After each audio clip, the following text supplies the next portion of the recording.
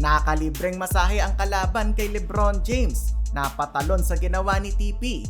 May mata ata sa likod si Reeves mga idol. Nag-showtime na naman ang Lakers. Los Angeles Lakers versus Indiana Pacers. Ganadong-ganado si LeBron sa warm-up ng Lakers. Nag-showtime sa kanyang pregame dunk.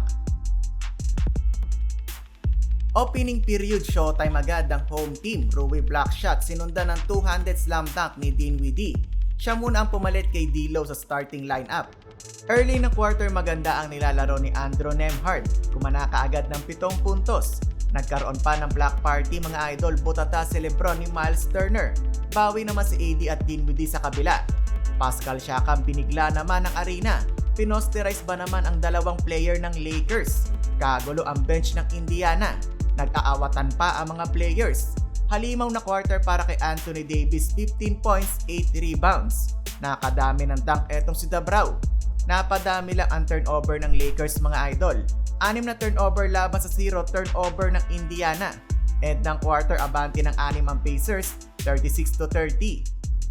Second period, agresibo ang panimula ng Lakers. LeBron James bully ball mga idol. Nakalamang sila sa top pass ni LBJ to Max Christie. Nagpapalitan ng lamang ang dalawang kupunan. Tyrese Haliburton gives si do layup mga idol. Parang may mata naman sa likod si Austin Reeves. Nakita niya pa doon si Cam Reddish. Wala nang 5 minuto sa laban, nag-showtime ang Lakers. Namigay ng libreng masahe si LeBron mga idol. Nasundan pa na magandang pasa ni Reeves to LBJ slam dunk. Nang lilisik na naman ang mata ni King James.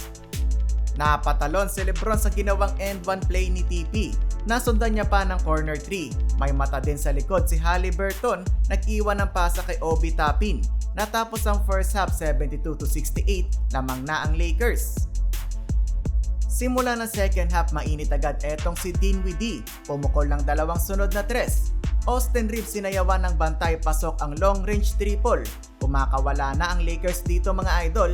Pati si AD kumpiyansa na tumira ng 3. Umabot pa ng 15 ang lamang ng home team sa baseline attack ni LBJ. 2-minute mark, pumakita pa ng logo love si LeBron to AD mga idol. Fourth quarter, naka 17-7 run pa ang Pacers. Nag-step up ang mga role players dahil maalat ngayon si Haliburton. Nalusaw ang 19 points na kalamangan ng LA na ibaba ng Indiana sa 4. Pamatay sunog ang 3 ni LeBron, Dinwiddie at ang mga atake ni Dabrao sa paint area. Austin Reeves naging volleyball spiker, tindi ng block shot. Nakatatlong sunod na 3 pa ang Pacers pero nanaig pa din ng Lakers. Final score 150-145.